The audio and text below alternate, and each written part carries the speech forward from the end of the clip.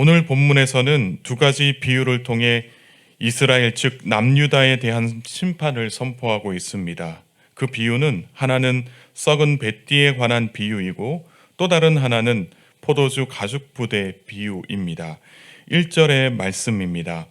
여호와께서 이와 같이 내게 이르시되 너는 가서 뱃띠를 사서 내 허리에 띠고 물에 적시지 말라 하시기로. 여기서 뱃띠는 세마포로 만든 것으로 제사장이 에봇 위에 두르는 허리띠와 같은 것이었습니다.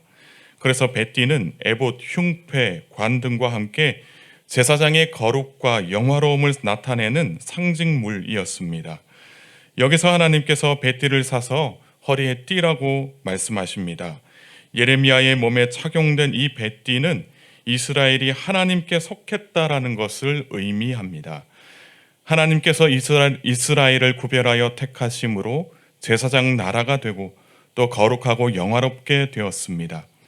한편 이 뱃띠를 물에 적시지 말라고 하신 이유가 있는데, 이 물이라고 하는 것은 일반적으로 더러운 것을 씻어내는 것으로 생각할 수가 있습니다. 하지만 여기서 물은 죄로 오염된 세상을 의미합니다. 뱃띠가 한동안 물에 닿으면 며칠 내로 그 띠가 상하기 때문에 물이 닿지 않도록 하라라는 말씀을 하신 것입니다.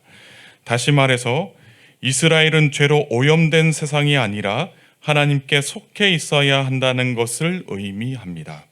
그렇게 해야 이스라엘은 하나님 안에서 제사장 나라가 되고 그에 합당한 생활을 할 수가 있다라는 것이죠. 하나님께서 예레미야에게 뱃띠를 사서 허리에 띠라고 하셨는데 예레미야가 그 하나님의 말씀을 따라서 뱃띠를 허리에 차고 있었습니다. 이번에는 하나님께서 허리에 띈 띠를 바위 틈에 감추라고 말씀을 하십니다. 4절의 말씀입니다. 너는 사서 내 허리에 띈 띠를 가지고 일어나 유브라데로 가서 거기서 그것을 바위 틈에 감추라 하시기로. 하나님께서는 허리에 띈 띠를 유브라데 근처 바위 틈에 감추라고 명령을 내리십니다. 그래서 5절의 말씀을 보면 예레미야가 유브라데 물가로 가서 그것을 감추었습니다. 이것은 뱃띠의 본래 기능이 상실하게 된 것을 의미합니다. 본래 뱃띠는 제사장 몸에 붙어 있어야 합니다. 그러나 뱃띠가 몸에서 떨어져 물가에 있게 되면 더 이상 쓸모가 없게 되는 것을 말하고 있는 것입니다. 이것은 이스라엘이 하나님을 떠나 죄악으로 물든 세상을 더 사랑한다는 것을 말하고 있고, 또 결국에는 이스라엘이 구별된 제사장 나라로서의 기능을 상실하고 썩게 된다는 것을 말하고 있습니다. 그러니까 하나님을 떠나 세상을 사랑한 이스라엘도 부패하여서 더 이상 쓸 수 없게 될 것을 암시하고 있는 것입니다. 하나님께서는 며칠 후에 다시 뱃띠를 가지고 오라고 말씀을 하십니다. 6절과 7절의 말씀을 우리가 함께 읽겠습니다. 여러 날 후에 여호와께서 내게 이르시되 일어나 유브라데로 가서 내가 내게 명령하여 거기 감추게 한 띠를 가져오라 하시기로. 내가 유브라데로 가서 그 감추었던 곳을 파고 띠를 가져오니 띠가 썩어서 쓸 수 없게 되었더라. 이처럼 여러 날 후에 하나님께서 유브라데 물가에 감추었던 뱃띠를 가지고 오라라고 명령을 내리셨습니다. 그래서 예레미야는 다시 유브라데로 가서 이 뱃띠를 가지고 온 것입니다. 아니나 다를까 이 며칠 동안 물에 잠겨져 있던 이 뱃띠는 썩어져 있었습니다. 그래서 더 이상 쓸모가 없게 된 것이죠.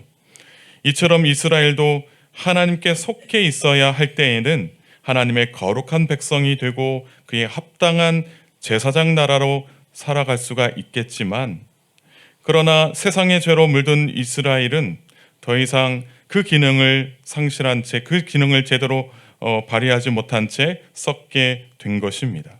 사용이 불가능할 정도로 썩게 되었다라고 말씀을 합니다. 이스라엘이 하나님에게서 떨어져 죄로 물든 세상에 속하게 된 것을 가리켜서 하나님은 교만이라고 말씀을 하십니다. 9절의 말씀입니다. 여호와께서 이와 같이 말씀하시니라. 내가 유다의 교만과 예루살렘의 큰 교만을 이같이 썩게 하리라 말씀하십니다. 어떻게 이스라엘이 하나님을 떠나 세상에 속하게 되었을까요? 그 이유는 교만 때문이었다라는 것입니다. 그들의 삶은 교만을 두르고 있었습니다. 하나님께서 싫어하시는 이 교만을 이스라엘이 두르고 있었다라는 것이죠. 이 교만이 이스라엘로 하여금 하나님으로부터 멀어지게 만들고 죄악에 빠지게 만들었다라고 말씀을 하십니다. 구체적으로 이스라엘의 교만이 무엇이라고 말씀하십니까? 10절의 말씀입니다. 이 악한 백성이 내 말 듣기를 거절하고 그 마음에 완악한 대로 행하며 다른 신들을 따라 그를 섬기며 그에게 절하니 그들이 이 띠가 쓸 수 없음 같이 되리라. 그들은 교만함으로 말미암아 하나님의 말씀을 듣지 않게 되고 완악한 마음으로 하나님을 멀리하게 하고 우상을 쫓는 삶을 살아가게 되었습니다. 이스라엘은 이 스스로 대단한 채 하고 있었다라는 것이죠. 마치 나의 힘으로 내 삶이 성공하게 되었다라는 착각 속에 빠져 있었습니다. 이렇게 교만하게 되면 하나님을 잊게 되고 하나님의 은혜와 사랑을 잊고 살아가게 됩니다. 나의 힘과 나의 능력으로 한 일이기 때문에 하나님을 의지하려고 하지 않는다는 것이죠. 그래서 하나님의 말씀을 들어도 그 말씀을 따라 살지 않으려고 하고 스스로의 생각과 경험을 살려서 자신의 삶의 방향을 정하려고 합니다. 이렇게 교만한 삶은 결코 영원한 생명을 누리지 못하게 된다는 것이죠. 우리도 교만하게 되면 하나님의 말씀이 선포되어도 그 선포된 말씀이 우리의 마음에 다가오지 않는다라는 것입니다. 부드러운 마음으로 하나님의 앞에 서기보다는 완악한 마음으로 하나님을 떠난 삶을 살게 되어 있다라는 것입니다. 그래서 세상의 부귀영화가 전부인 것처럼 느껴지게 되고 하나님을 의지하고 하나님의 말씀을 따르는 삶이 어리석다라고 생각을 하게 됩니다. 그러나 이것이 잘못된 생각인 것을 우리는 알 수가 있죠. 우리의 인생은 다 하나님 계획 안에 있기 때문입니다. 그 누구도 예외일 수가 없습니다. 인간의 삶에는 절대적으로 하나님의 은혜가 필요합니다. 하나님의 은혜로 우리는 창조되었고 하나님의 은혜로 말미암아 우리가 이 땅 위에서의 삶을 누리게 되었고 또 하나님의 은혜로 말미암아 우리가 영원한 생명을 가지고 하나님 나라에서 살 수가 있는 것입니다. 그래서 모든 인생은 다 하나님의 은혜가 필요한 것입니다. 이 하나님의 은혜를 잊게 만드는 것이 바로 교만이다라는 것이죠. 이 교만은 하나님께 붙어있던 우리를 떨어져 나가게 하고 우리로 하여금 하나님을 멸시하게, 하나님을 멀리하게 만드는 것이 바로 교만입니다. 그래서 우리는 이 교만을 경계해야 합니다. 그래서 11절에서 띠는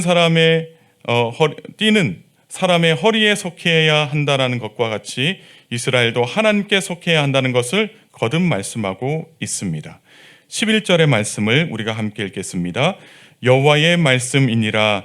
띠가 사람의 허리에 속함 같이 내가 이스라엘 온 집과 유다 온 집으로 내게 속하게 하여 그들로 내 백성이 되게 하며 내 이름과 명예와 영광이 되게 하려 하였으나 그들이 듣지 아니하였느니라. 하나님께 속해야 하는 이스라엘이 하나님의 뜻대로 하지 않았다라는 말씀입니다. 하나님께 속한 자들은 하나님의 백성이 되고 하나님의 이름과 명예와 영광이 된다라는 것입니다. 그러나 정작 하나님께 속해야 하는 이들이 교만함으로 말미암아 하나님을 멀리하고 하나님의 말씀을 듣지 않았다라고 말씀을 하십니다. 그래서 이 교만한 자들은 어떻게 될까요? 12절의 말씀입니다. 그러므로 너는 이 말로 그들에게 이르기를 이스라엘의 하나님 여호와의 말씀에 모든 가죽 부대가 포도주로 차리라 하셨다 하라. 그리하면 그들이 내게 이르기를 모든 가죽 부대가 포도주로 찰 줄을 우리가 어찌 알지 못하리요 하리니. 12절의 말씀에 이 두 번째 비유가 나타납니다. 이 두 번째 비유는 포도주 가죽 부대입니다. 하나님께서 이스라엘에게 모든 가죽 부대가 포도주로 차리라 라고 말씀을 하십니다. 그런데 이스라엘의 반응이 어떻습니까? 아니, 가죽 부대에 포도주로 차게 되는 것이 당연한 것 아닙니까? 라고 이야기를 하고 있습니다. 그런데 여기서 이 가죽 부대는 바로 이스라엘을 이야기하는 것이고, 포도주는 하나님의 진노를 뜻하고 있습니다. 그러니까 하나님께서 이스라엘에게 지금 말씀하고 계시는 것은 하나님의 진노가 이스라엘 안에 가득 찼다라는 것을 이야기하고 있습니다. 정작 이스라엘은 영적으로 깨닫지 못하고 있습니다. 하나님의 말씀이 어떤 의미인가 영적으로 깨닫지 못하고 있다는 것이죠. 하나님의 말씀을 알고 하나님의 뜻을 알고 있었더라면 이것이 그냥 주어진 말씀이 아니다, 이것이 의미하는 바가 있다라는 것을 이스라엘이 깨닫게 되었을 텐데, 그들의 마음이 완악했기 때문에, 그들이 교만을 두르고 있었기 때문에 말씀을 들어도 제대로 이해하지 못하고 있다라는 것입니다. 그래서 13절에 하나님께서 이 포도주로 잔뜩 취하게 하시겠다라고 말씀을 하십니다. 그러니까 심판이 임하게 될 것이다 라는 말씀이죠. 하나님의 진노가 가득 차서 심판이 이스라엘의 지도자들과 주민들에게 임하게 될 것을 말씀하십니다. 사랑하는 성도 여러분, 계속해서 우리에게 들려주시는 이 말씀은 우리가 하나님의 마음을 알아야 한다라는 것입니다. 하나님의 마음을 알고 하나님의 뜻을 깨닫고 살아가는 그리스도인이 되어야 한다라는 것이죠. 그러기 위해서는 우리가 교만하지 않도록 늘 말씀 앞에서 겸손한 그리스도인이 되어야 할 것입니다. 겸손하게 하나님의 말씀을 듣고 그 말씀을 묵상하고 말씀을 따라 살면 우리가 하나님의 마음을 알게 되고 하나님의 뜻대로 살아갈 수가 있습니다. 오늘 하루도 말씀 안에서 하나님의 뜻을 이루는 복된 그리스도인이 다 되실 수 있기를 축복합니다. 함께 기도하시겠습니다. 사랑이 많으신 하나님 아버지, 오늘도 우리를 잊지 아니하시고 이 새벽에 불러주시고 말씀을 듣게 하시니 감사를 드립니다. 하나님은 위대하시고 크고 높으신 분이신 줄 믿습니다. 감히 우리가 함부로 할 수 없는 존귀하신 하나님이신 줄 믿습니다. 그러나 하나님은 우리를 백성 삼아 주시고 하나님의 뜻대로 살게 하시는 은혜의 하나님이신데, 우리는 아버지 하나님 연약하고 또 부족하여 죄가 많아서 하나님의 뜻을 따라 살지 못했던 것을 주님 고백합니다. 이 시간 회개하오니 용서하여 주시고 다시는 아버지 하나님의 뜻을 따라서 아버지 하나님 뜻을 걸으면서 사는 것이 아니라 하나님의 말씀을 붙잡고 살아가는 복된 그리스도인들 될 수 있도록 주님 은혜 베풀어 주옵소서. 말씀 앞에서 겸손한 그리스도인이 되게 하시고 하나님의 마음을 깨달아 아는 복된 그리스도인들 되게 하옵소서.